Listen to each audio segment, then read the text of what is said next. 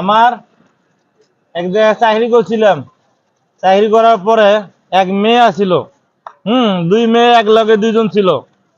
থাকার পরে এক মেয়ে এলো, বাইরে এলো, বাইরে কাজ করে।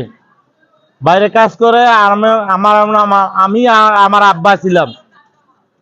থাকার পরে এই মেয়েটা আমারে বললো আমার বাপ মা বলতে কেউ নাই, আত্মীয় স্বজন বলতে কেউ নাই।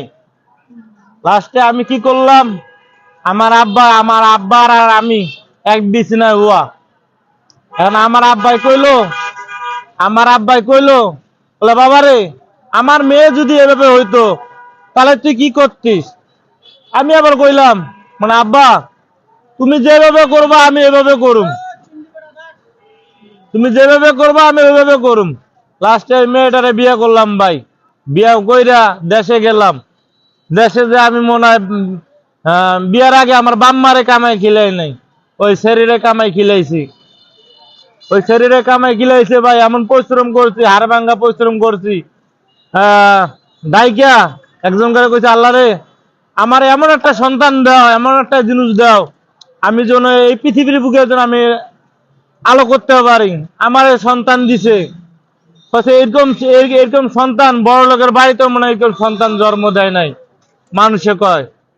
তারপর আমার আব্বা একদিন হঠাৎ করে চলে গেল নারায়ণগঞ্জে। নারায়ণগঞ্জে গেল, জায়গাটা আর বাপ পাইলো। বাপ পায়া ওর বাপে আইলো আমার এনে।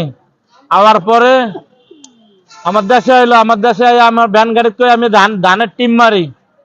দেখা আমার কষ্ট দেখা আমার শ্বশুরে বলো এই জায়গায় তোমার এত কষ্ট, তুমি আমাকে দেশে নিয়ে যাও।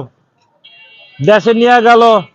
দেশে নিয়ে যাওয়ার পরে আমার আমরার ব্যবসা ধরাই দিল। ব্যবসা করতেছি। ব্যবসা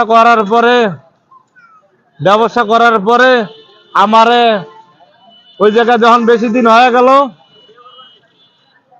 আমার সন্তান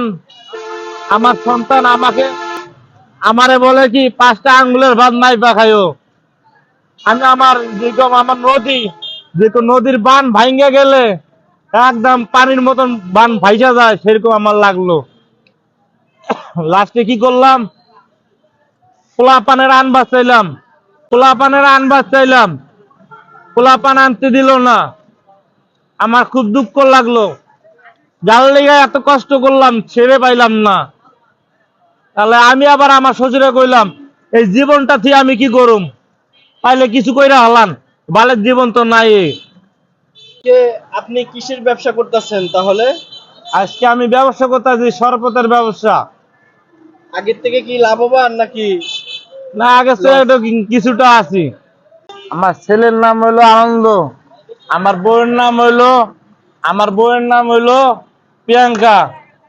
হ্যাঁ ভাই, কষ্ট কইরা আমার যদি এই পোলাপান যদি আপনার লিঙ্ক পান, আমার এই কমেন্টারে আপনারা জানাবেন।